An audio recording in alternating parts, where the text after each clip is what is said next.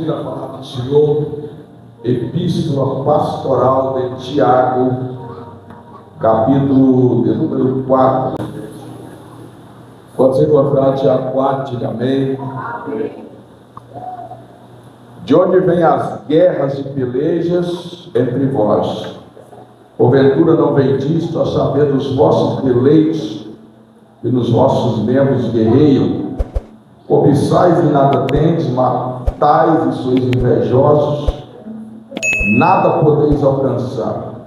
Combateis e guerreais e nada tendes, porque não pedis.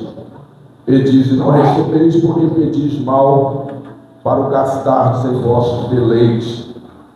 Adúlteros e adúlteras, não sabeis vos que o amor do mundo é inimizade contra Deus?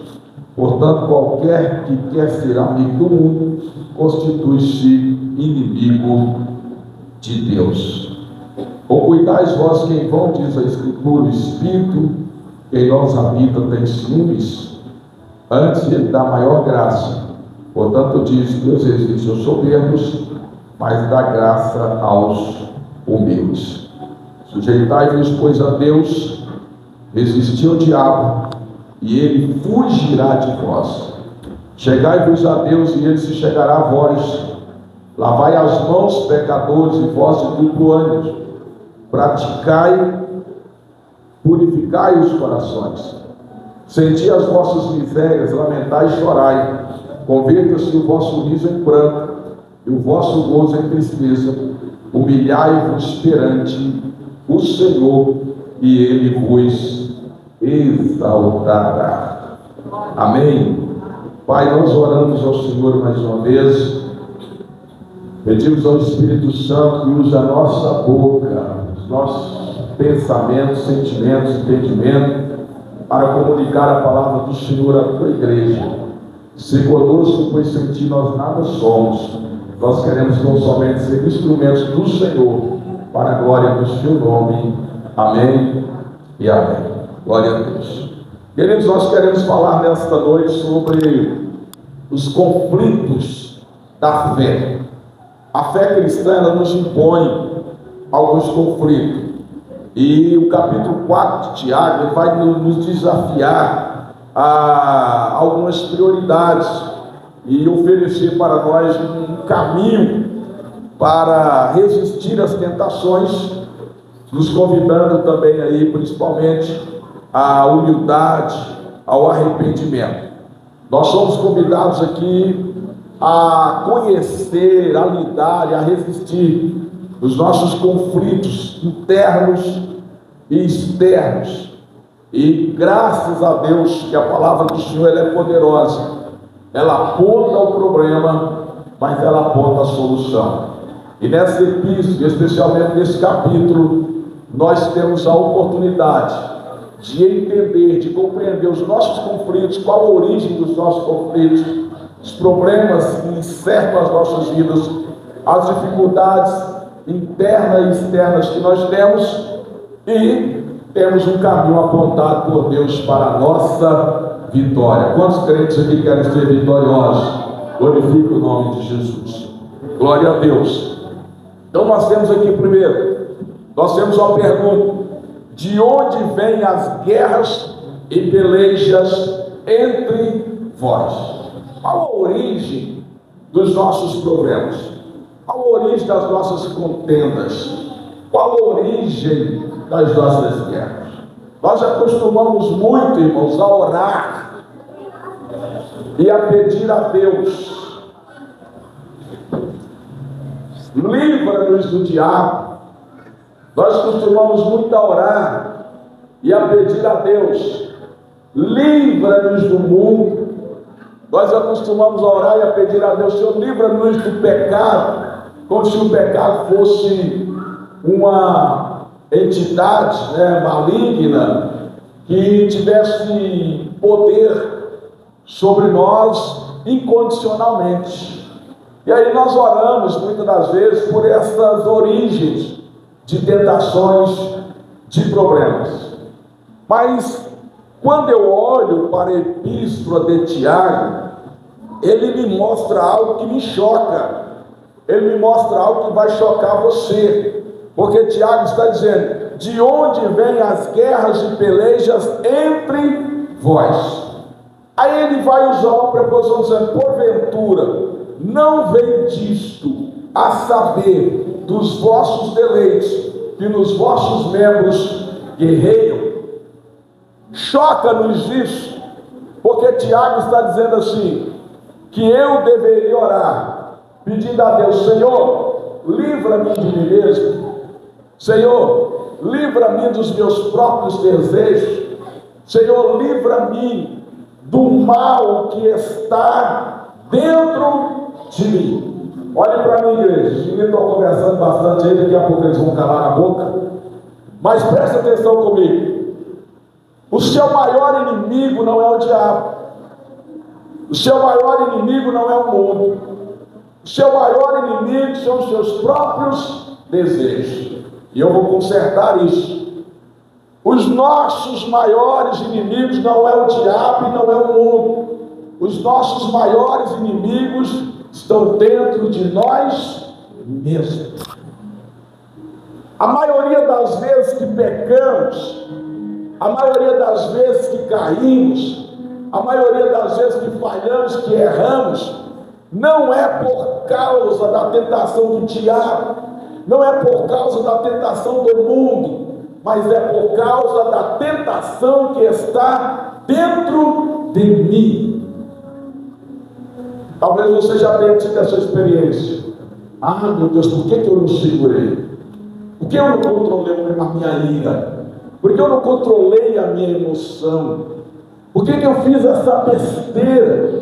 Quanta gente hoje está aí cumprindo talvez 15, 20 anos de cadeia por um simples momento de ira, de fúria, irmãos. Mata uma pessoa por causa da ira. E a ira não é algo do diabo, a ira é algo que está dentro de nós. Nós nos iramos tão facilmente, sim ou não? Porque a ira, ela é a ausência da virtude da mansidão.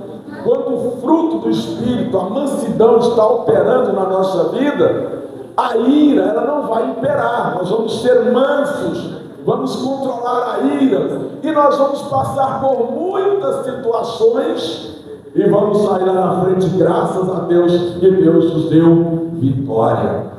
Eu me lembro que alguns anos atrás, quando eu cheguei aqui na capital, o trânsito me estressava muito, mas muito mesmo. E eu tinha costume de responder às pessoas do trânsito, principalmente motoqueiro, não era assim?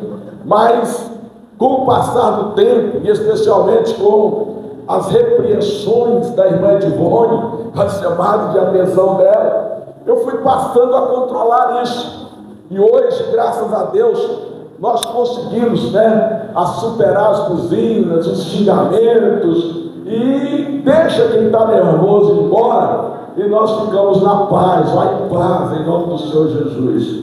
Todos os dias nós vemos pessoas matando e morrendo por causa de uma simples ultrapassagem do trânsito, por causa de uma preferência que alguém toma do outro. E por que isso? Por causa de uma emoção. E aí nós somos seres emotivos. Nós somos seres que carregamos em nós desejos de vontade. Mas um dos maiores conselhos dos sábios é que nós nunca devemos tomar decisões emocionadas. Nós nunca devemos tomar decisões quando nós não estamos com as nossas faculdades mentais nos melhores momentos. A nossa razão, ela precisa estar totalmente imperativa sobre as nossas emoções para nós tomarmos as decisões mais importantes da nossa vida. A pergunta é: de onde vêm as guerras e pelejas? O que é guerra? Lutas, batalhas. Não está dizendo de contenda de irmão contra irmão, de guerra de irmão contra irmão, mas está dizendo das tuas lutas, dos teus sofrimentos. Quantas pessoas que estão aí, muitas das vezes amargando perdas e mais perdas, amargando perdas dos relacionamentos, perdas financeiras, perdas espirituais, perdas emocionais, porque não tiveram sobriedade, não tiveram controle sobre os seus desejos. Você que sofre de diabetes, por exemplo, quantas das vezes você não deseja comer um doce? Não é assim? E principalmente quando a glicose está mais alta, mais desejo de comer algo doce você tem. Mas quando você é uma pessoa disciplinada, o que você faz? Você resiste o desejo pelo bem da tua saúde, porque se você não resistir o desejo, você vai agravar a tua doença, você vai agravar aquela situação. Então, nós precisamos entender isso. Na vida espiritual não é diferente, porque a carne milita contra o espírito. Vejam vocês que a carne está lutando contra o espírito. Não é o diabo diretamente. O diabo, irmãos, ele é um caroneiro. O diabo pega carona nos nossos desejos. O diabo pega carona nas nossas vontades. Quando você dá uma pista para o diabo de que você gosta de algo, de que você está querendo algo, imediatamente ele vai fomentar aquele desejo seu.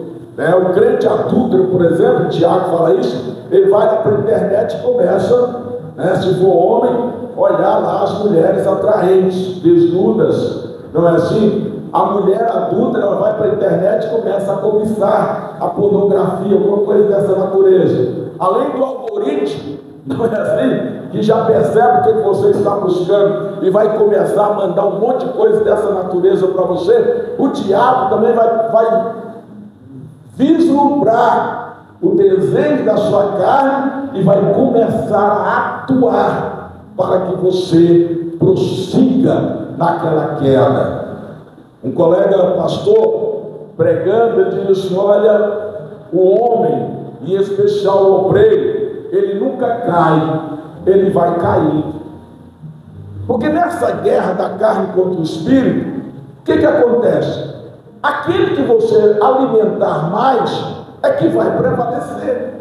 Se você alimenta a sua carne, os desejos da carne vão prevalecer sobre o espírito. Mas se você alimenta o espírito, o que vai acontecer é que você vai potencializar o espírito e vai enfraquecer a carne. Aí você vai ser um crente vitorioso, porque nós estamos sujeitos, submetidos aos nossos deleites. O que é deleite? Aquilo que nos dá prazer. E tem muita coisa que nos dá prazer, mas é pecado. E tudo aquilo que dá prazer, mas é pecado, traz morte, mata, acaba com você, mata espiritualmente e mata fisicamente. Nós devemos então ter cuidado para que esses deleites, ou esses desejos, eles não sejam potencializados. Aí Tiago, ele vai ainda colocar que esses deleites, eles estão aonde? Nos nossos membros. Os nossos membros. Queridos, quantas das vezes a corrupção, o desejo, a prostituição, a impureza, a mentira, a ira, tudo está nos nossos membros. E em algumas pessoas, em alguns momentos, esses deleites, esses desejos estão mortificados, mas em outros momentos eles estão potencializados. É por isso que a maior ciência do ser humano é conhecer a si mesmo. Nós temos muita facilidade em olhar para o outro, em apontar o dedo para o outro, em apontar os defeitos para o outro. Mas Tiago está dizendo para nós: quer ser vitorioso, quer ser vitoriosa, conheça você mesmo, olha para dentro de você. O maior líder não é aquele que lidera a multidão de pessoas. O maior líder é aquele que lidera a si mesmo. O grande homem, a grande mulher, não é aquele que se sobressai profissionalmente, que se sobressai intelectualmente, que se sobressai na liderança, que tem grandes feitos, que tem o seu nome na calçada da fama, que tem o seu nome numa placa de grandes monumentos da cidade, do país. Mas são aquelas pessoas que conheceram-se a si mesmos e aprenderam a dominar o leão feroz, o tigre feroz que há dentro de si, e a partir daí tornaram-se pessoas segundo o coração de Deus, segundo a vontade de Deus. A nossa vitória sobre os conflitos da nossa vida, a beleza da nossa vida espiritual, a prosperidade da nossa vida espiritual, a nossa comunhão, a nossa aproximação com Cristo começa a partir do momento que nós conseguimos olhar para dentro de nós e dizemos: Senhor, eu estou trazendo a minha carne em sacrifício diante do seu altar, para que a tua vida apareça em mim. Aleluia. Glória a Deus. É por isso que o apóstolo Paulo, escrevendo aos Romanos, no capítulo de número 12, ele vai dizer assim: rogo-vos, pois, irmãos, pela compaixão de Deus, que apresenteis os vossos corpos em sacrifício vivo, santo e agradável a Deus, que é o vosso culto racional. Qual o significado disso? Que você mortifica a sua carne, mesmo estando vivo. Mas você agora vai viver para o Senhor, que é o santo, é o separado.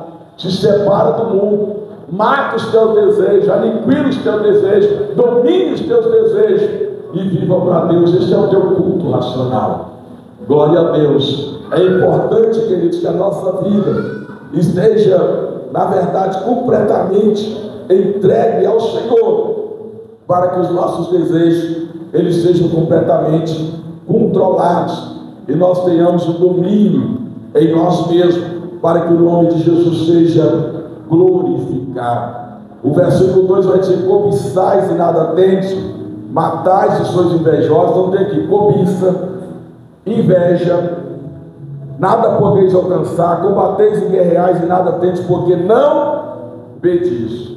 Olha que ele já coloca alguns sentimentos: cobiça e inveja. Se tem cobiça e se tem inveja, há motivações erradas dentro de nós.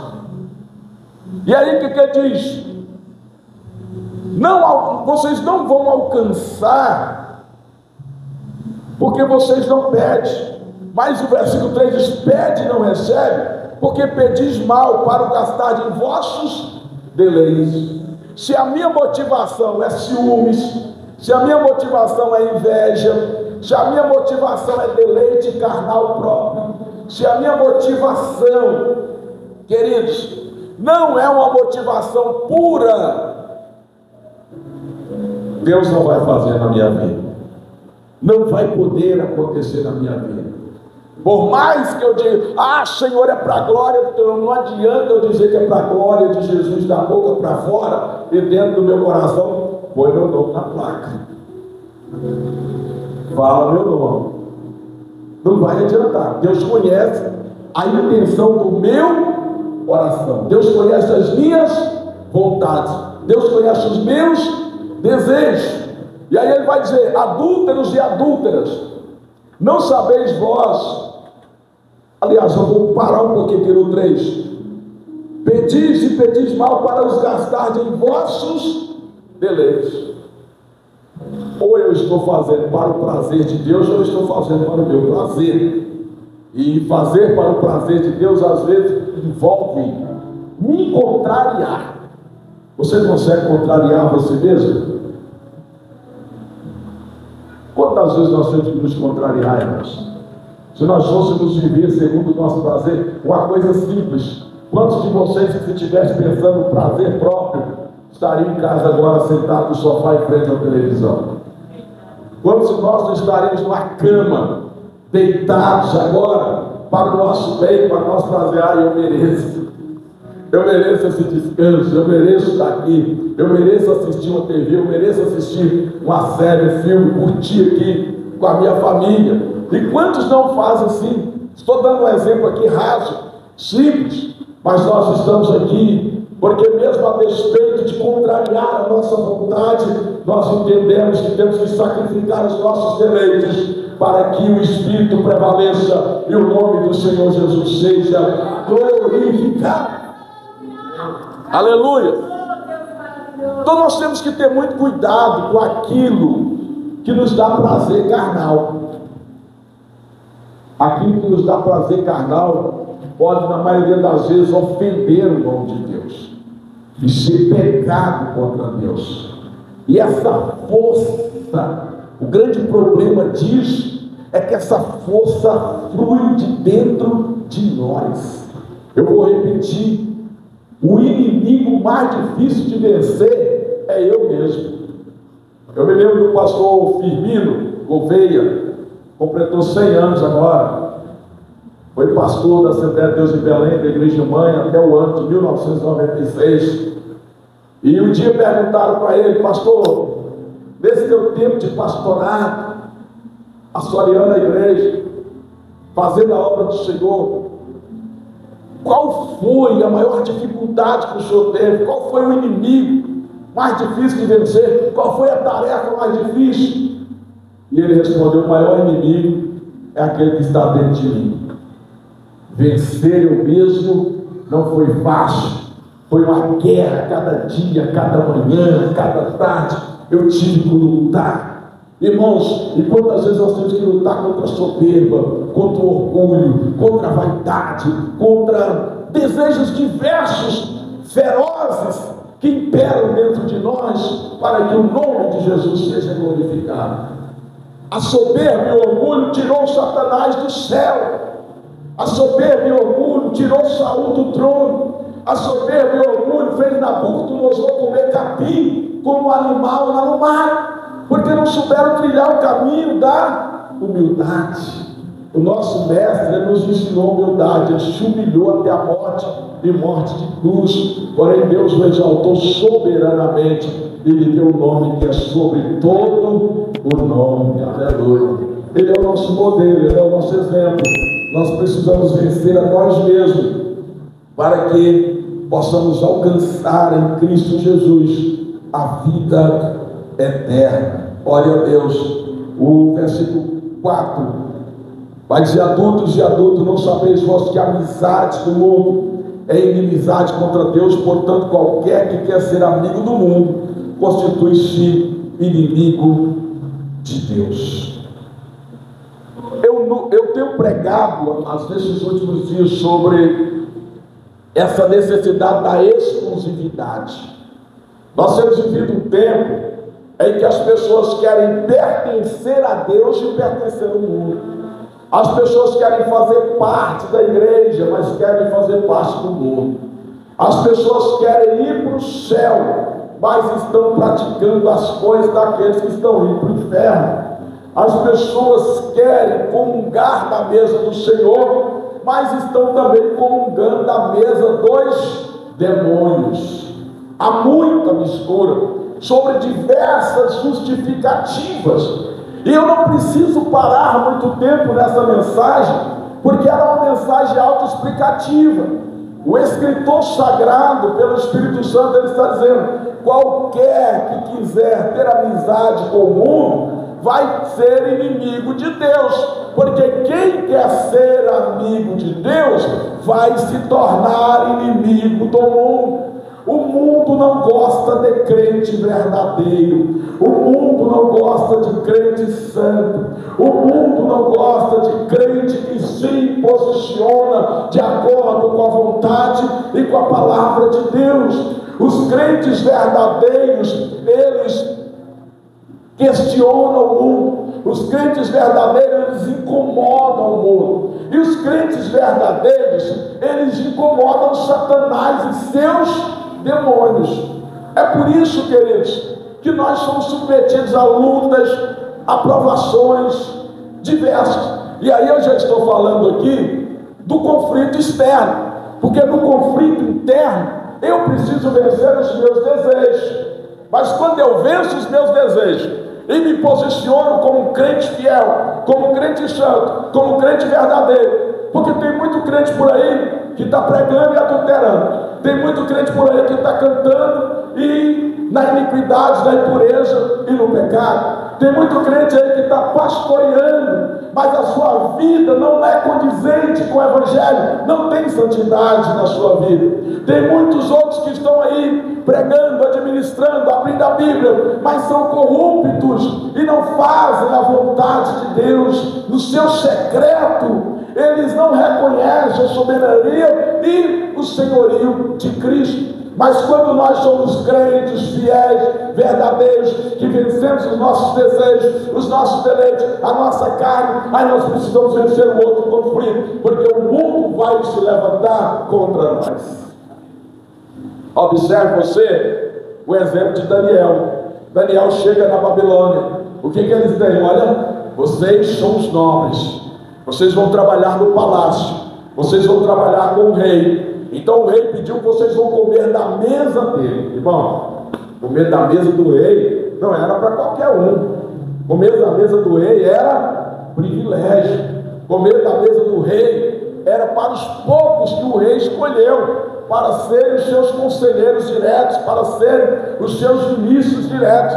E Daniel, Misael, Azarias e Ananias estavam ali nesse grupo seleto e podiam tocar. Só que eles, profundos conhecedores da lei do Senhor, e sabendo que aqueles manjares estavam consagrados aos deuses da Babilônia, os manjares do rei não lhe eram servidos antes de serem consagrados aos deuses, e tudo que os reis comiam e bebiam, ofereciam aos seus deuses como culto. Eles disseram: não, nós não vamos nos alimentar das iguarias dos reis.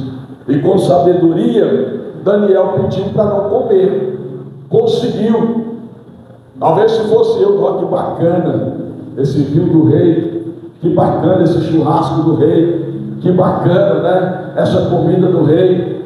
Às vezes nós somos fracos, principalmente com a boca, não é assim? Somos fracos, principalmente com a boca. A gente quer fazer dieta e não consegue, né? Porque é um lugar, e a Bíblia fala da glutonaria, sim ou não? Pecado de glutonaria. E o pecado de glutonaria é como idolatria. Então Daniel estaria cometendo esse tipo de pecado da glutonaria e da idolatria, pecando contra Deus. Mas ele venceu os seus deleites, venceu os seus desejos. Será que ele não tem vontade de comer? É claro, um menino de 16 anos, adolescente, conhecendo, estava ali naquele grande império mundial, com uma das 7 maravilhas do mundo, a Babilônia, seus jardins suspensos, o grande Nabucodonosor reinando ali, e eles estavam convidados para participar de toda essa beleza. Deus nos trouxe para cá, mas Deus nos abençoou. Se for os crentes modernos de hoje, Deus nos trouxe para cá, mas junto com Deus está com a gente, vamos beber do vinho do rei, vamos comer da comida do rei, vamos sentar na mesa do rei. E está participando, que os crentes hoje é assim, né? Hoje você tem um cantor crente, uma cantora crente, que são poucos hoje, a maioria viraram artistas, e depois que esse negócio de mercado gospel floresceu, e os nossos cantores se tornaram artistas, acabou a santidade, acabou o compromisso com o reino de Deus, e a questão agora é somente financeira. Aí muitos estão: não, eu fui convidado para cantar com o Roberto Carlos na Rede Globo, no show da virada. Eu fui convidado para cantar, como é que chama esses cantores? Sula Miranda, lá no SBT, lá não sei aonde. Estão se gabando disso, que se assentaram na mesa de Jezabel, a mesa de Satanás, na mesa de prostituição. É por isso que a palavra diz: adúlteros e adúlteras, não sabeis vós que a amizade do mundo é inimizade contra Deus? Está falando de adultério religioso, irmãos. Está falando de querer tomar a ceia e participar das coisas mundanas. Está falando de querer participar do púlpito, da adoração, do louvor, mas ao mesmo tempo se assentar na roda dos escarnecedores. Deus não nos chamou para isso. Nós precisamos ter exclusividade. Eu tenho pregado nesses últimos dias e tenho dito que Deus inclui o pecador, mas Ele exclui o pecado. Então, se o pecador não quiser largar o seu pecado, não tem como ele ser incluído na igreja. Para ser incluído na igreja, o pecador tem que largar o seu pecado, tem que deixar os seus maus costumes, tem que deixar as suas más práticas, para que a glória do Senhor apareça na sua vida. É isso que precisamos. Vamos para frente, nosso tempo passa muito rápido, mas o versículo 5 vai dizer uma coisa interessante: ou cuidais vós que vou dizer as Escrituras, o Espírito que em nós habita tem ciúmes. Então, queridos, pensa nos ciúmes do Espírito. Se você escolher pecar, se você escolher viver na impureza, se você não se santificar, o Espírito Santo não vai permanecer em você. Se nós quisermos ter a presença do Espírito Santo em nós, nós precisamos nos santificar, sermos exclusivos para Deus. O Espírito Santo não habita em casa suja. É por isso que a primeira manifestação do Espírito na vida do homem é como fogo. Ele vem para queimar aquele negócio que tem que ser queimado. Aí ele queima, aquela cinza é tirada e jogada fora. Aí depois ele vem como água para lavar e para purificar a nossa vida.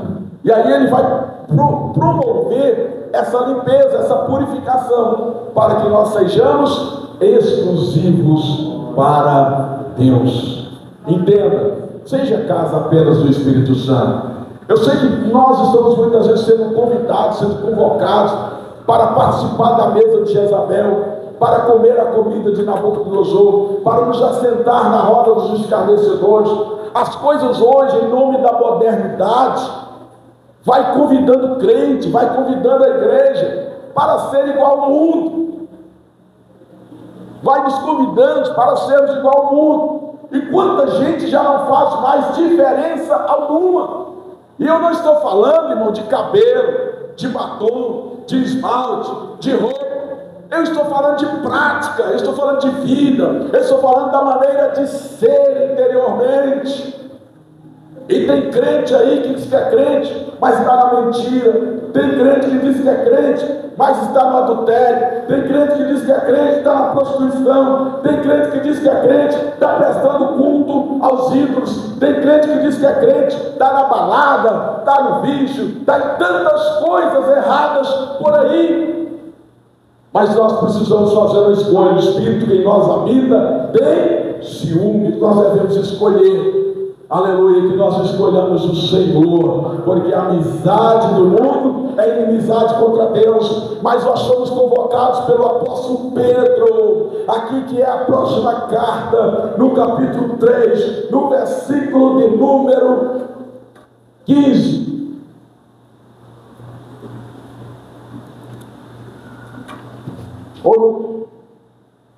É isso mesmo? Antes santificar a Cristo como Senhor do vosso coração.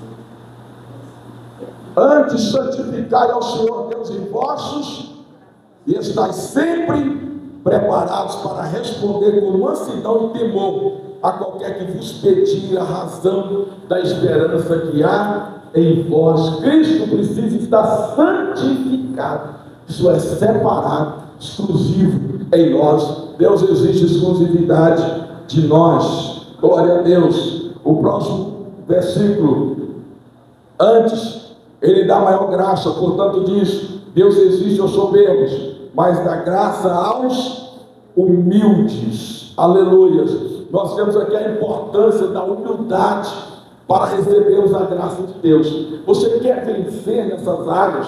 Você quer ser um crente vitorioso? Apenas seja humilde.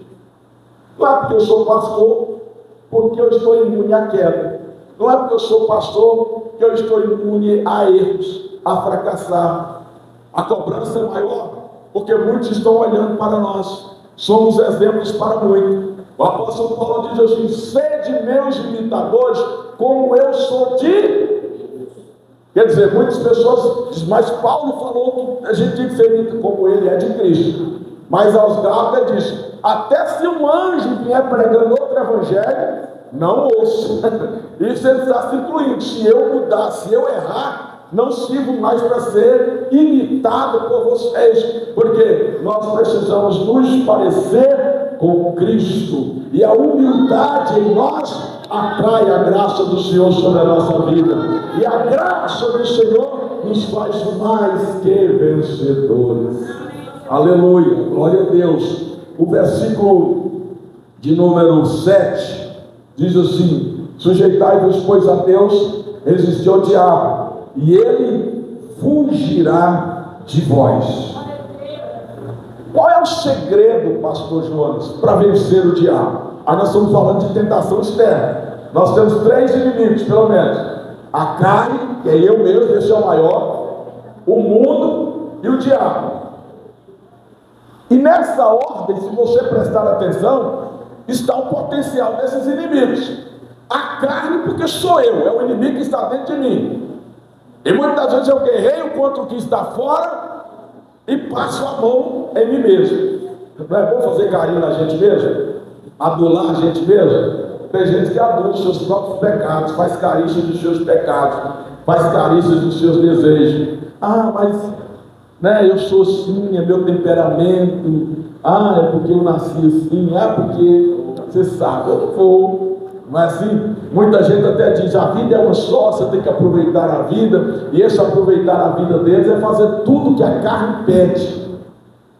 E a carne contaminada pela natureza pecaminosa, ela é um grande inimigo nosso, que nos leva para a morte. O salário do pecado é a morte. Depois vem o mundo. O mundo é o nosso ambiente, e ele é um sistema muito forte, muito cruel, que para você resistir o sistema e de encontro com o sistema, você acaba sofrendo. A oposição que você faz atrai oposição a você. A guerra que você provoca contra o mundo atrai muitas forças contra você, muita oposição contra você. Aí também se torna um inimigo muito forte. E por último tem aqui o diabo. O diabo é um aproveitador das circunstâncias, aproveita da carne, aproveita do sistema mundano, certo? E aí põe aquilo que ele sabe fazer para seduzir você ao fracasso, à queda. Pastor, como é que eu me livro do diabo? Tiago está dizendo: sujeitai-vos, pois, a Deus, resistir ao diabo. Diga para a pessoa que está do seu lado: resista. O diabo não é você fugir, o diabo é você resistir, é enfrentar, é ir para cima dele, no poder do nome de Jesus. O que é sujeitar a Deus? Você vive debaixo do conselho do Senhor, da palavra de Deus, da graça de Jesus. Ora, jejua, consagra, busca poder na palavra, obedece a palavra do Senhor. Aí quando o diabo vem, você está fortalecido. Você não vai virar as costas para o diabo, mas você vai resistir ao diabo. Está repreendido, Satanás, em nome de Jesus. Aqui não, Satanás, aqui não. Eu estou debaixo da sombra do Onipotente, no esconderijo do Altíssimo. Você precisa resistir à pressão de Satanás. A palavra aqui, queridos, é resistência. É muita gente que tem muito medo do diabo, né? Ai, que medo, que sombra, até ver vulto, sente cheiro de enxofre, não sei o que, aquela coisa toda. Não, fica meio falando: resiste. Entra debaixo da graça e resiste. A gente às vezes brinca, né?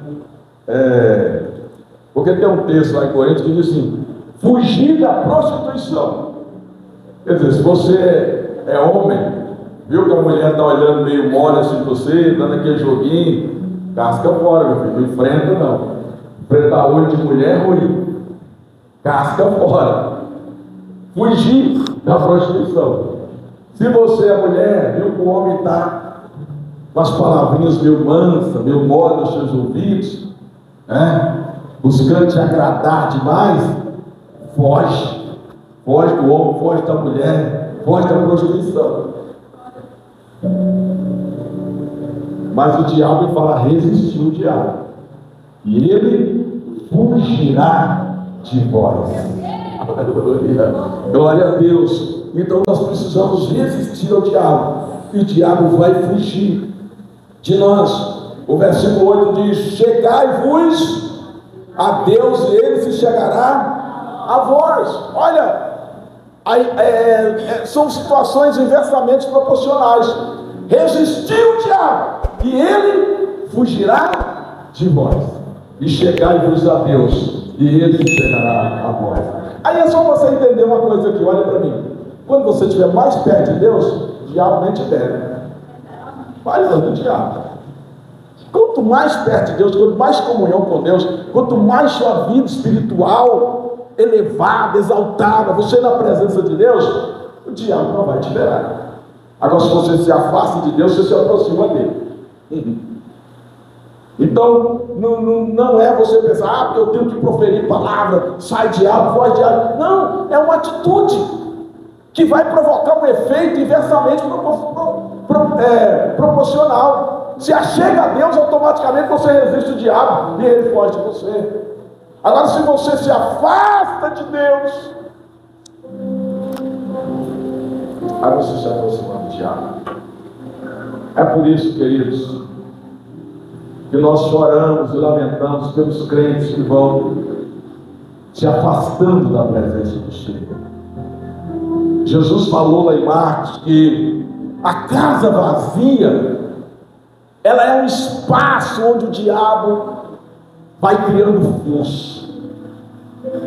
Tem um demônio ali, aí a pessoa aceita Jesus, o demônio sai, aí ele vem dar uma volta, se a casa estiver vazia, ele traz mais 7, já é 8, e o estado daquela pessoa vai ser pior do que o primeiro.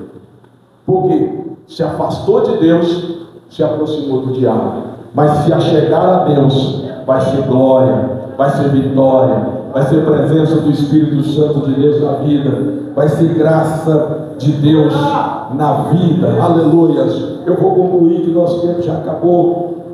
Os versículos 9 e 10, ele nos chama a lamentar as nossas misérias, a chorar pelos nossos pecados, a converter o nosso riso em pranto. Nós temos que aprender a nos arrepender. Quando nós formos orar, a cada dia, a cada manhã, a primeira coisa que nós temos que fazer é: Senhor, tem misericórdia de mim, me liberta de mim mesmo, me liberta de meus desejos pecaminosos, das minhas misérias. Nós devemos nos humilhar diante do Senhor. No versículo de número 11, queridos, nós devemos nos livrar.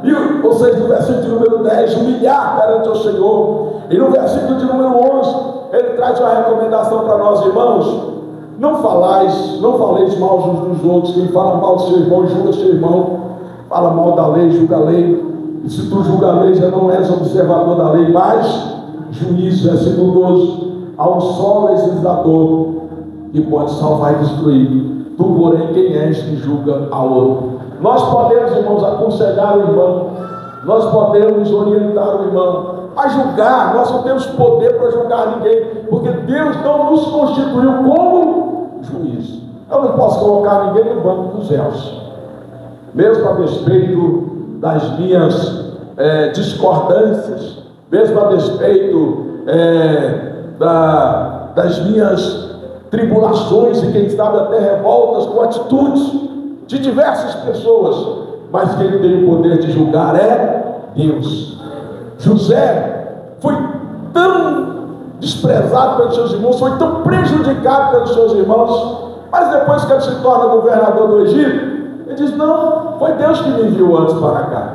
O processo foi difícil, irmãos. Olha o que aqueles irmãos de José fizeram com ele. Mas lá na frente ele entendeu que era a permissão de Deus para livramento do seu povo. Há situações que Deus permite os nossos irmãos fazerem a nós, que nos causam sofrimentos, mas mesmo assim nós devemos ser pacientes, porque o tempo revelará a vontade de Deus para a nossa vida. E às vezes aquele foi apenas um instrumento de Deus para nos impor a provação, o sofrimento, para que o amor de Deus se aperfeiçoasse, a vontade de Deus se aperfeiçoasse na nossa vida. Fica de pé comigo, nós vamos terminar com essa orientação que Tiago dá, do versículo 13 ao versículo 17. quando ele diz assim: ei agora vós que dizeis hoje ou amanhã iremos a tal cidade, lá passaremos um ano e contrataremos e ganharemos. Digo-vos que não sabeis o que acontecerá amanhã, porque que é a vossa vida? É um vapor que aparece por um pouco e depois se desvanece. Em lugar do que devem dizer: se o Senhor quiser, se vivermos, faremos isto ou aquilo. Irmãos, nós não temos nenhum poder sobre o nosso amanhã. A gente não sabe o que será da nossa vida daqui a um segundo.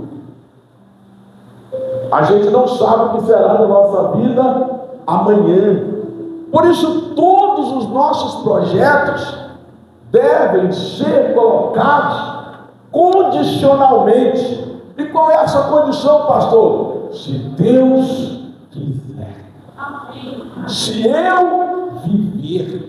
Se amanhã eu estiver aqui, aleluia. Isso é se Deus aprovar, se Deus quiser. O texto é muito claro. Nós não temos poder sobre a nossa vida, sobre o nosso amanhã. Quem tem é Deus. O amanhã só existe na mente de Deus. O amanhã não existe para ninguém. O nosso dia é hoje, o nosso momento é agora. O que nós podemos fazer é agora. Mas o amanhã pertence a Deus. Se Deus quiser, amanhã louvaremos. Se Deus quiser, amanhã pregaremos. Se Deus quiser, amanhã trabalharemos. Se Deus quiser, amanhã realizaremos. Nossa vida precisa estar totalmente condicionada à vontade de Deus.